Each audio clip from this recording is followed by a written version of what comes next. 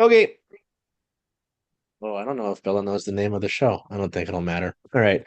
I thought I was clever, though. I liked it. Um, so I mean, this is only episode 2, so I can always change it. All right. Hello there, everybody. Welcome back to Circling Seattle Sports. This is the second ever episode. I just said it off camera and I forgot the number there. Of Right as Rain. Obviously, that is spelled Reign. I thought it was creative. Our weekly Seattle Reign FC show, podcast, whatever you'd like to call it. Obviously, Becca, you know Becca from last week. Becca's work with us with the Reign, her work with the Seattle Tempest and Cascades, and Seattle's Ultimate teams. And if you know her from Lookout Landing, our friends at Lookout Landing, I just recorded with Jake from Lookout Landing, so I'm seeing all of my friends today. And Bella Munson, who you will know, who does so much great work with us on the players and puppies series that we've got going. That's like it feels mean to like divert a percentage because there's so much great work that goes into it with you and Rowan, but it's like I feel like that's your child there. That's your, so Bella's great there. Obviously, Bella, well, not obviously, but Bella has written some Storm stuff with us. She's with the next, I believe it is the next. And I know Bella from sitting next to her in the rain press box from her work with Equalizer. And Bella has to generally um, keep me in check with things I either don't know or hear my complaints. So God bless Bella in that regard. Great to have her on too, someone who's extremely knowledgeable about this league. And just adds another element. Just having you two on this is great. I know some things, I don't know a lot, but we'll get going. Um, it wasn't a busy week per se for the rain. I know that they teased a couple signings. All of us were kind of confused when they post the future is bright and it was the jersey going into this stall on a hanger. And the last time they did that, they were teasing the Lynn Williams and Cassie Miller trade. Um, and we kind of all wondered what that would be, right? With the bright part capitalized, we thought that maybe it was a Messiah Bright, but obviously that would have required a trade. Um, and so it just, I don't know, it was confusing. And what it ended up being is the Reign ended up signing two players out of college, making it their first signings since the NWSL has gone away from the NWSL draft. The first one being Rutgers defender Emily Mason, who became the Reign's first collegiate signing since the league transitioned away from the draft. Um, and UNC forward 2024 NCAA champion Maddie Darlene. Um, both of those players being named to the 2025 U.S. Women's National Team Futures Camp, the day that those signings were announced. Um, this is interesting to me. The forward makes sense. I remember texting Bella. I was after the Mason deal. I was like, "Why are we adding another defender here?" Um, but I mean, Mason, who Becca wrote about, is a decorated collegiate defender at Rutgers. A lot of good things there. Obviously, she's been invited to the Futures Camp, so that's, I mean, good marks in that regard. And Darlene as well, like again, another young forward, as Seattle wants to get better in their attack after struggle scoring the last few years. That one made sense, but the Mason one had me scratching my head a little bit. Well, I'll start with you and then I'll go to Becca here. I got to make sure I don't mess those up. Um, what did you make? Again, the Darlene signing made sense to me. So if you have anything else, any thoughts on her, feel free. But I'm mostly interested in what you thought about them signing Mason and getting another young defender after they, what was it, a month ago or so, brought in Madison Curry via free agency. So what did you, I mean, largely about those two signings, but mainly about Mason there? Yeah, I was definitely surprised. Defense is by far where the Reign have the most depth, even before Ryan Brown will return from her season-ending ACL injury, and Sophia Huerta should return from loan around June. Obviously, Lou Barnes is expected to resign. So really, there's quite a lot of depth there.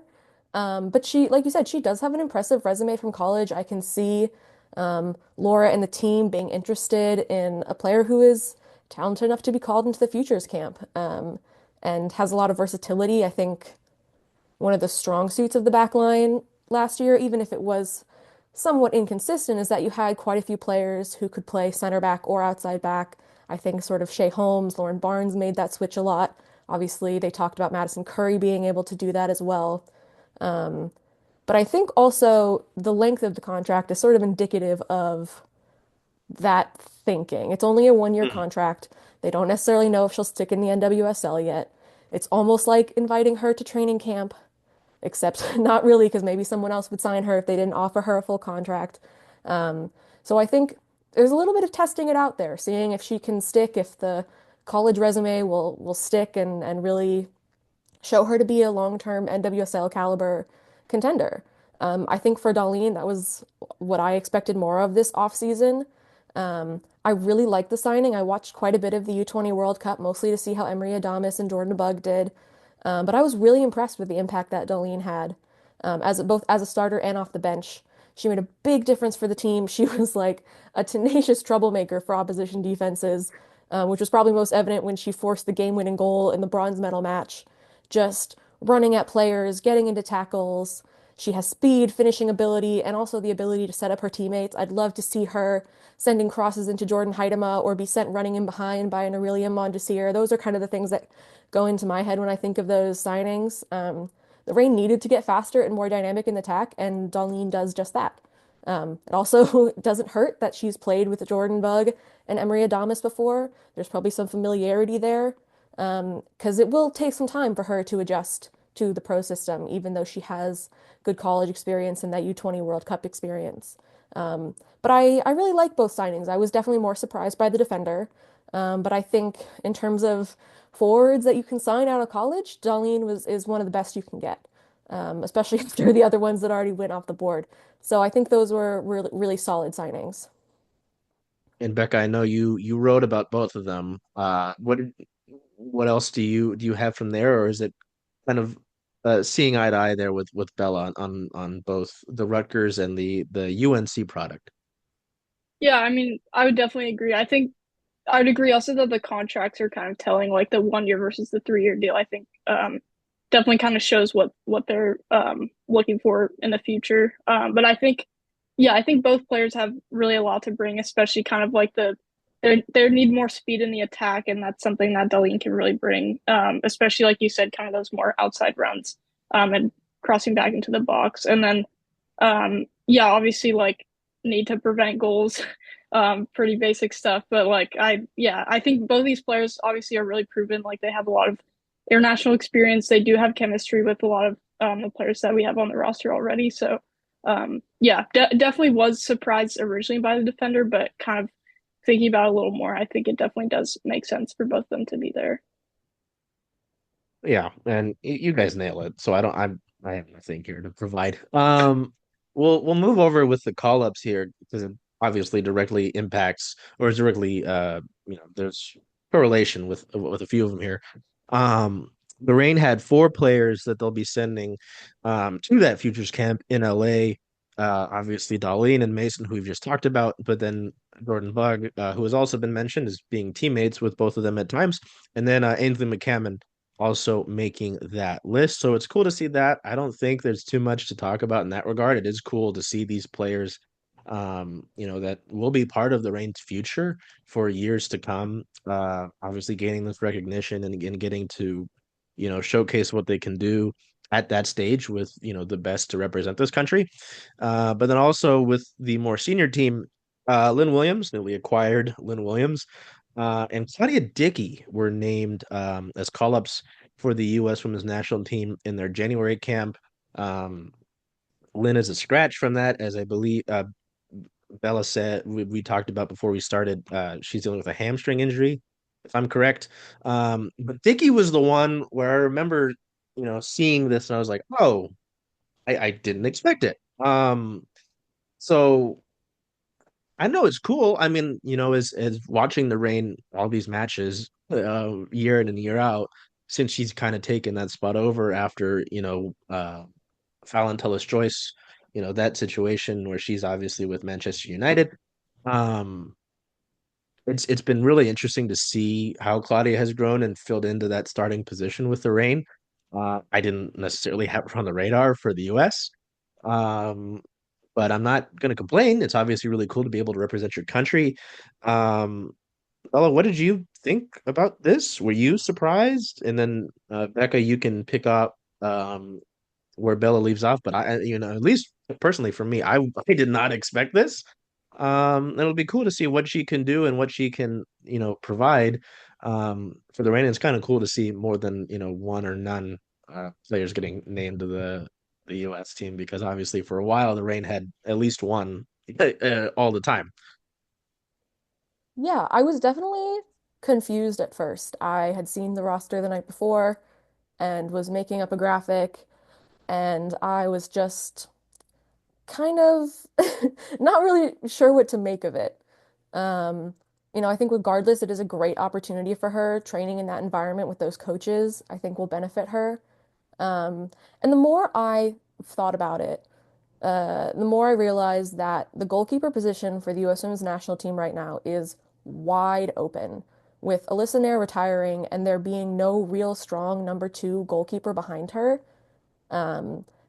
Neither Jane Campbell or Aubrey Kingsbury have really made a solid play on that third spot. Casey Murphy is likely to be the starter, but she's had some issues too, not always been consistent.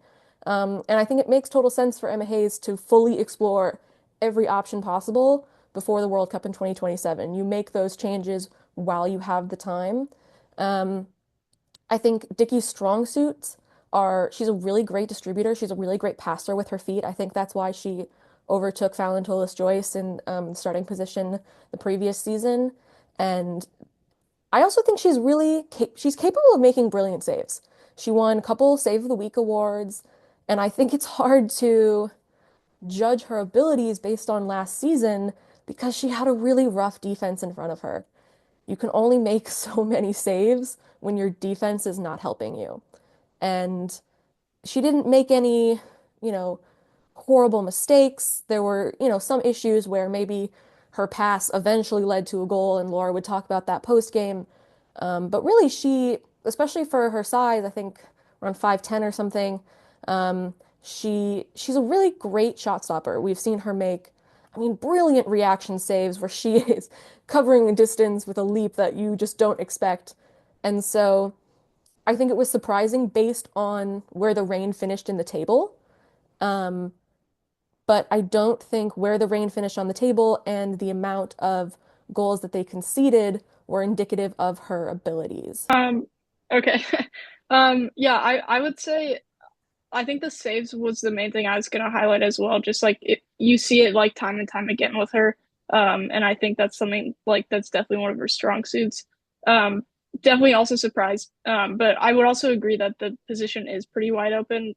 I think you pretty much hit all the points already, but I think it's nice for her to get an opportunity and like really have that coaching and be there with everyone and like um kind of just get that experience. Yeah, I mean, like you guys have both said, I mean, when you've got a position like that where it's not like you've got a someone there who is going to take the spot for certain. I mean, I don't know, maybe Claudia surprises everybody. I don't know. I mean, I wasn't sure how I felt about her, when, all of this stuff happened with Fallon. I was like, oh, I don't know. Like, I remember them bringing her in from UNC, another UNC mention. I was just like, I just didn't know at the time. And to be fair, even when they signed Fallon Joyce, back when they were playing in Shaney, I was like, who the hell is this kid from New York, like that they're bringing in? And there you go.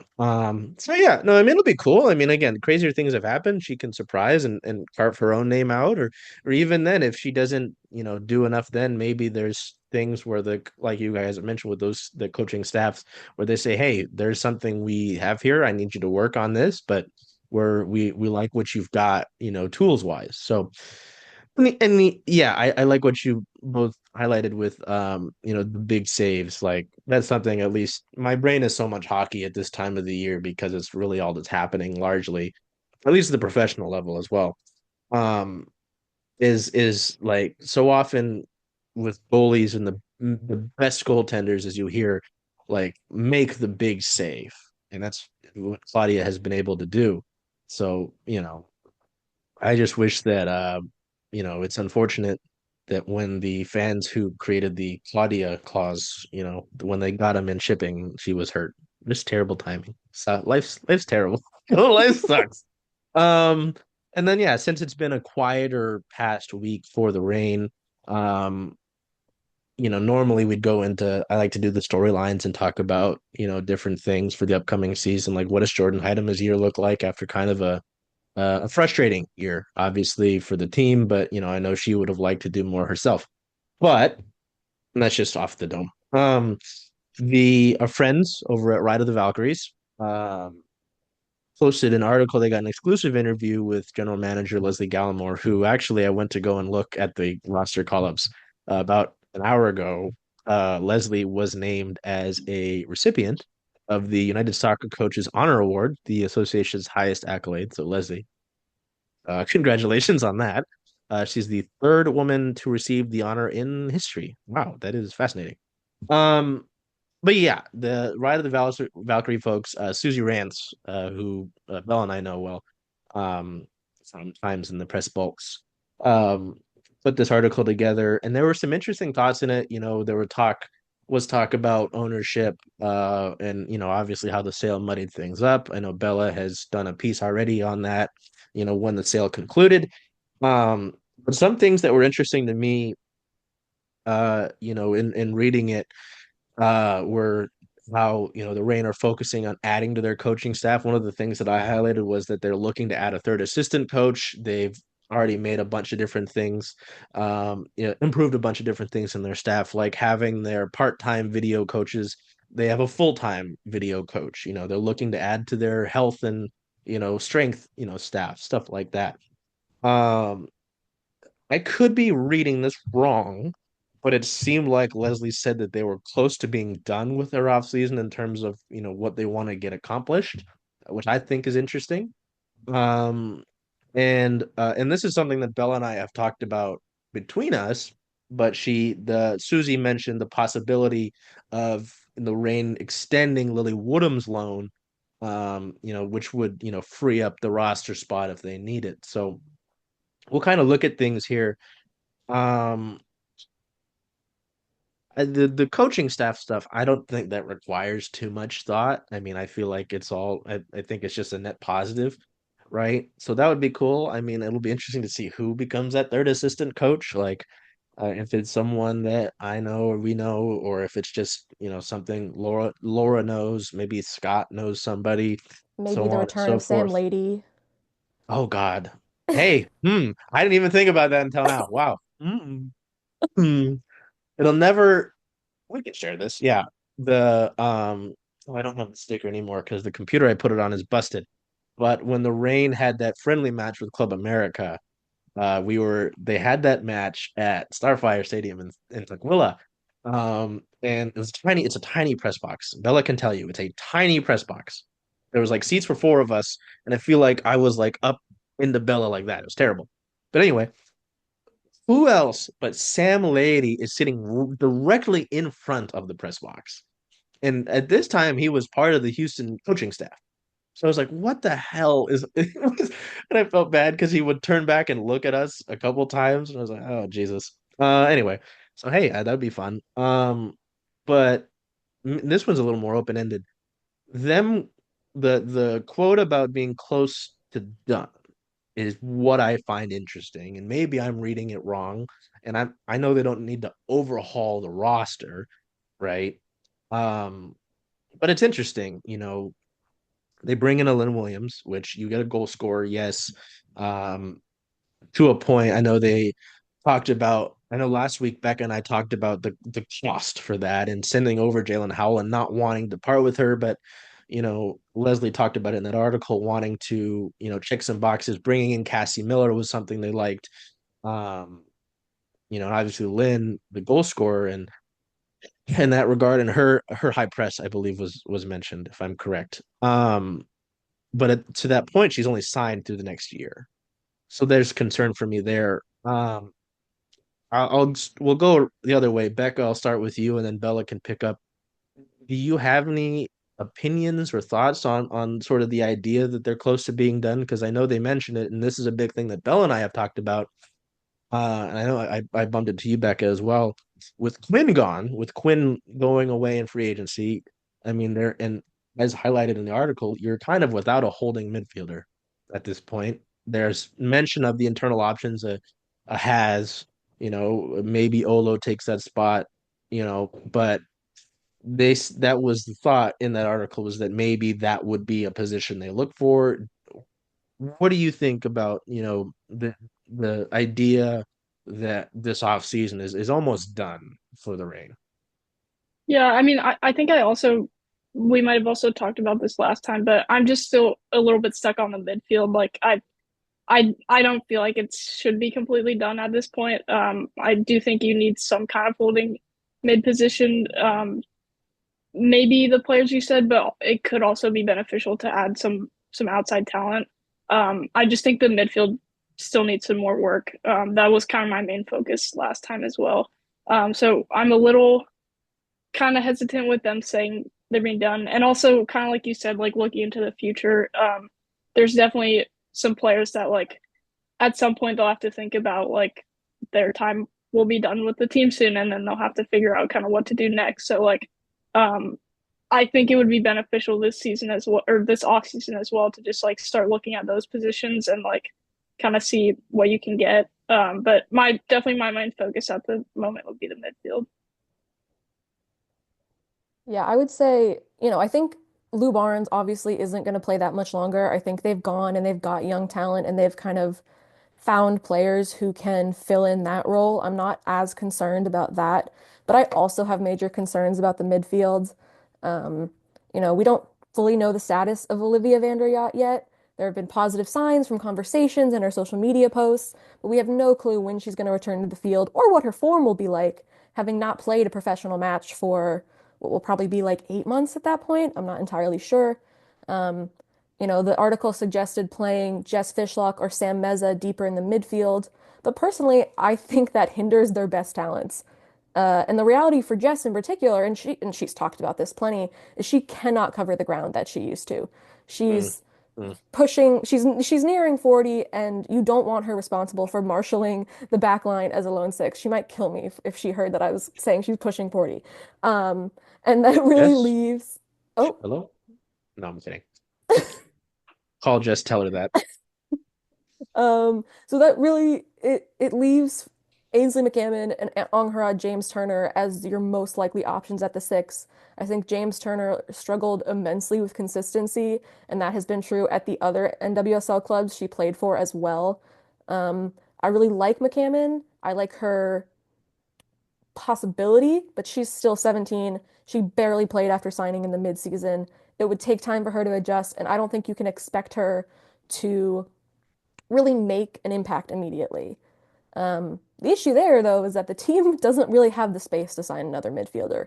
Assuming Lou Barnes and Maddie Mercado resign, which is what Right of the Valkyries reported, um, they are under the roster limit until Sofia Huerta and Ryan Brown return, but they will then be, I believe, once both of them return, there'll be a player over. So they would need to make some moves. I think that's part of why extending Lily Woodham's loan could be a great idea. But if they are only planning on extending that loan 6 months, that only gives you 6 months where already Ryan Brown and Sophia Huerta are missing those months. We don't really know how long it will take Ryan Brown to return, but I would give her a couple months to return from an ACL tear. Um, so there are some issues there, and it's worth remembering with the new CBA that you cannot simply waive players to make space on the roster. The player has to consent to their contract ending. They still have to be paid the full amount of their contract, but what player wants to be wants to end their contract mid-season if that's their opportunity? So maybe, it's really important for Leslie to have conversations with players and help them find other opportunities, and that'll make them able to find space. A player that didn't get much playing time that, maybe they could find a different opportunity for is Julia Lester. Yeah. Obviously a defender, but we barely saw her play until the depth pool was sort of non-existent at the end of the season. So I think they really need to sign a solid holding midfielder. But the other reality is there aren't a lot of them in the NWSL.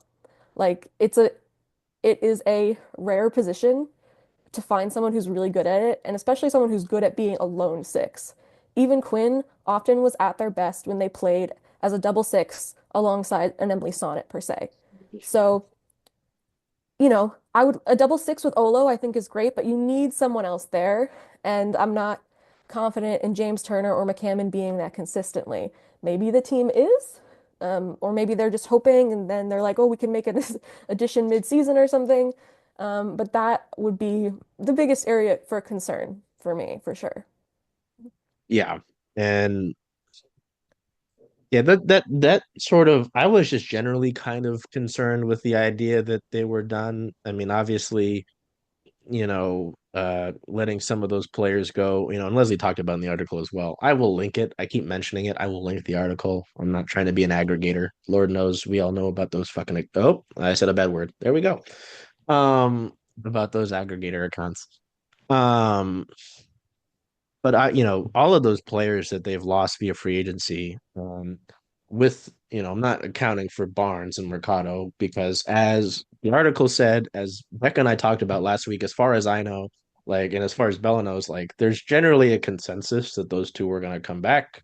Like, so I figure it's a matter of time, right? Um, all of those were players that they liked, right? I mean, they liked Olivia Athens and what she brought. I mean, Belle and I, we heard it in press conferences at the end of the year when she would get more playing time. They loved Laurel Ivory and what she brought.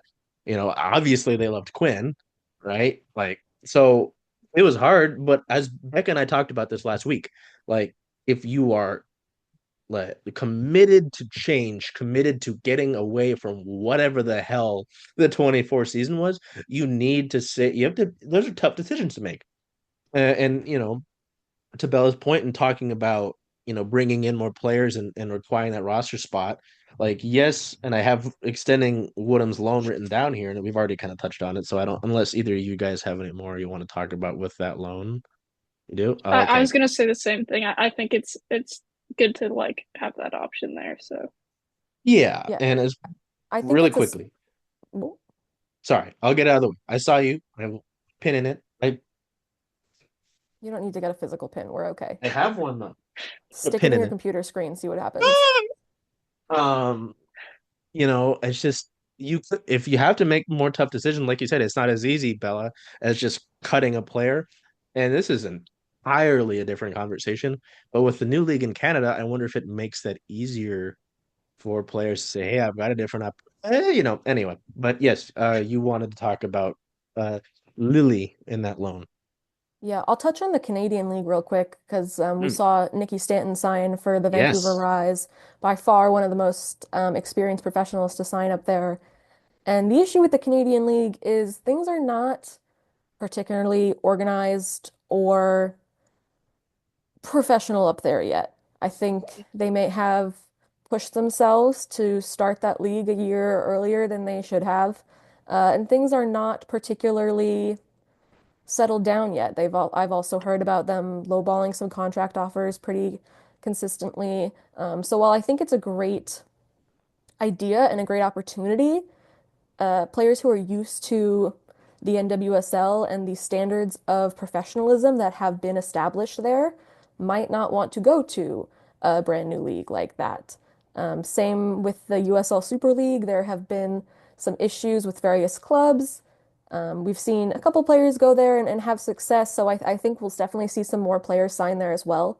But I do think it's not a one for one, just because they're also pro leagues doesn't mean players are necessarily going to want to go play there.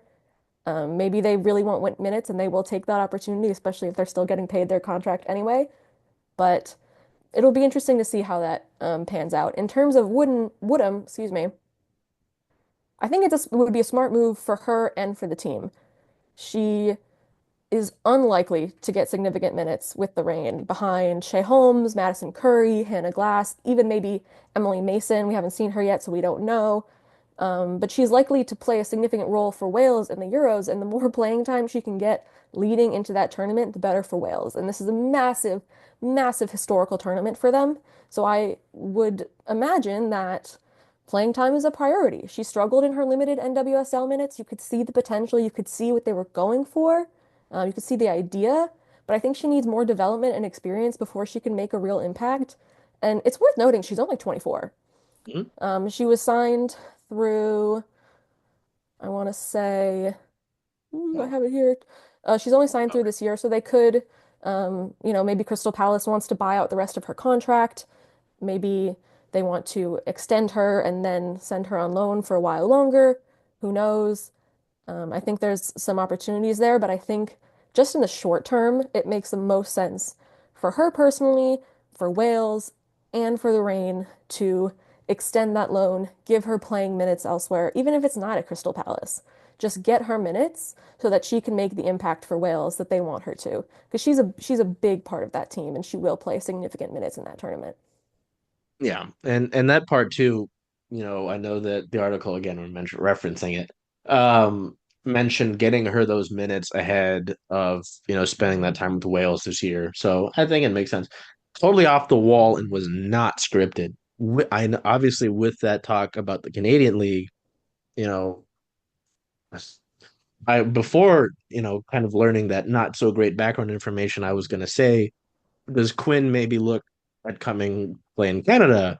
But I'm sure they will want something that's more, reliable and set up, right? Because I don't know at any point, obviously Laurel has gone to Kansas City, but I don't think we know about any of the other players and where they might go yet.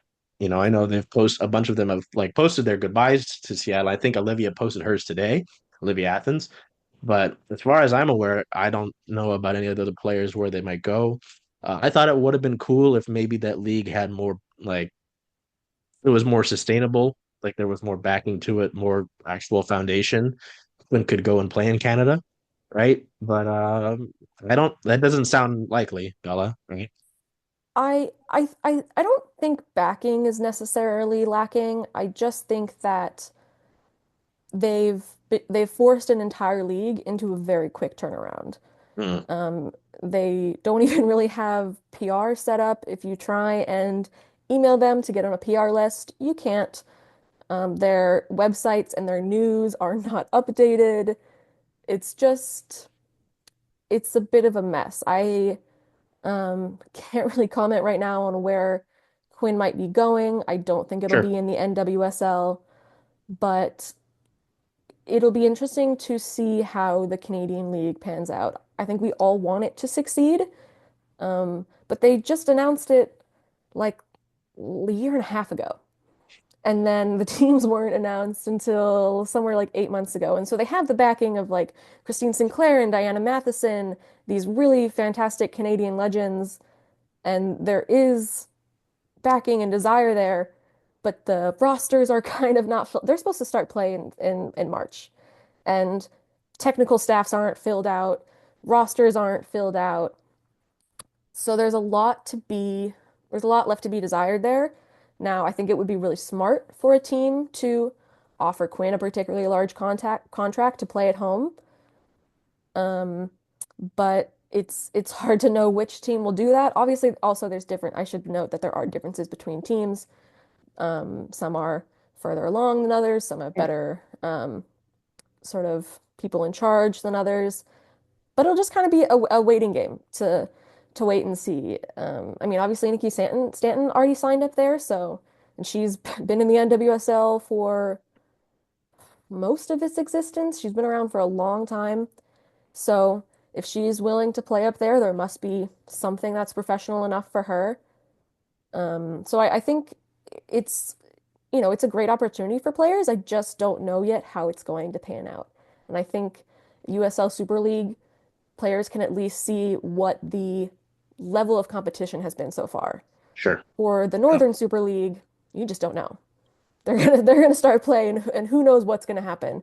Who knows how good the refs are gonna be? If they're, gonna have what their training facilities are like, stuff like that. It's all just up in the air. yeah. No, I mean, at least with the Super League, it was fascinating. I know Becca and I talked about Mackenzie Weiner last week, and the Reign deciding to move on from her with those roster decisions that happened, obviously at the end of the year. But it was funny with Spokane and the Zephyr. I think that's how you say that name. But how it was like Reign, Eastern Washington with Marley Canales and Natalie Vigiano and obviously Weinert, but then I think I don't think McKenna Carr was there. No. But there was like another there was like at least four players who had some tie to the Reign. And I was like, wow, this is fascinating. Um, so yeah, no, I mean, and even the Super, I think Cosette Morche was with Fort Lauderdale, I believe. Mhm. So I don't know, kind of interesting to see the different leagues pop up and how they might develop. But yeah, I mean, if they don't have sort of this, I don't know if structure is the right word, but if they're not as well put together, and you're a professional that's well along in your career, I'm sure you want that. That's all I've got scripted. Is there anything that either of us, there's three of us, any of us might have that wasn't touched on or that like might have come to you about what we talked about pertaining to the club? Because obviously I went a little bit further with talking about Canada. I was reminded of one more thing about Woodham's loan. I know we kind of Mm, moved on from that, but just because you were referencing the article, I remember that though you might touch on this, but one other like benefit to giving that roster flexibility is that the team doesn't have to get another or like secure another international roster spot right after sending one to Gotham, which I forgot about a little bit, but I was reminded of in the article. So I think just we've kind of talked about it, but like mostly just like beneficial. Um, to yeah, yeah, no, I mean that's important. I mean, like again, Bella, we've all mentioned sort of the NWSL and what it could present. I don't know what the hell they could be doing, international wise. I don't know. I like before the reports came out from CBS about Mondesir, I didn't anticipate that. Like, I had there's a Rain fan that loves our Rain coverage. Her name is Sarah on Twitter, who was like when Anna Maria Svrnagorcevic is like closer to when she signed with the Rain, she was like Charles AMC to the Rain. I was like, that'd be cool.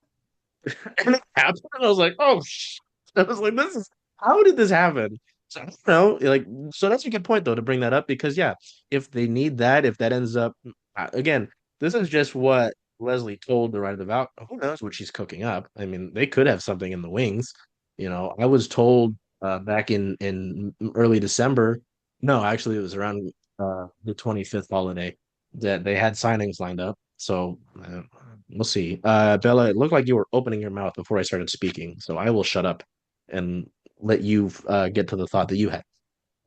Yeah, I think the only thing worth mentioning again is that if they want to, say, add more attacking talent or a midfielder, they are going to have to make space.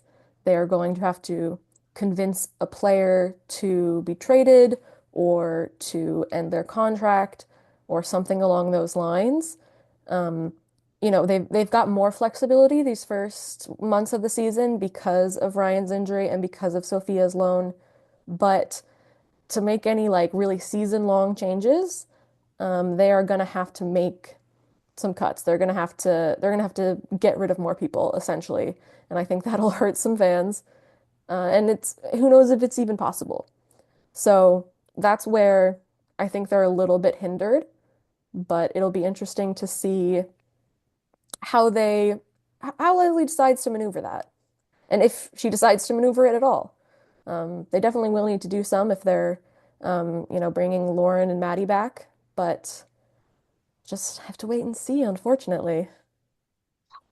It took me a second there. I didn't realize you called her Lauren. I was like, who the hell are we talking about? And I'm Sorry, sorry. I'm just so used to Lou. calling. I was like, who's Lauren? Huh? Okay. Yeah, no. So that is something to watch. I mean, it makes sense too. With Leslie saying that they're probably close to done, obviously with how the roster, like you said, with how that space is. So I don't know. We'll see. We'll see by this time. Uh, by the time next week we have the show. If again, I imagine we'll have Barnes Mercado to speak about, but if anything else might be cooked, because we are getting really close to training camps and stuff like that, right? So it is it's exciting because as I texted Bella yesterday. I was like, when are we going to be allowed to be at these things in person? When can we start doing this again? Because I miss the club. I really do. It's tough, being away from them because you're with them for so long from the early part of the year until, if they go on a run or they, go to the playoffs, it's, you get into the deeper part. You're away for a month or two, essentially, and then you're back at it. Like the Sounders are starting training by the time this comes out. So, okay. Well, that was good. That was productive. I liked that. That was fun. And I'm excited to get this show going again with two great minds. I'm just a bald idiot who Bella has to correct very often in the press box. Becca, when we get you in there, you will see it firsthand. And me running around trying to find lunch because some of those press meals. Anyway, until we see you next time, take care of yourselves, be well, and do whatever you can to make today a great day. Hey, Charles. Hey, Jen. Hey, where are you going to watch all the away games for Seattle Reign FC this year? Away games. Well, since Rough and Tumble is the home of Circling Seattle Sports, I was thinking of coming here if that's okay with you. I think that makes a lot of sense. See y'all here.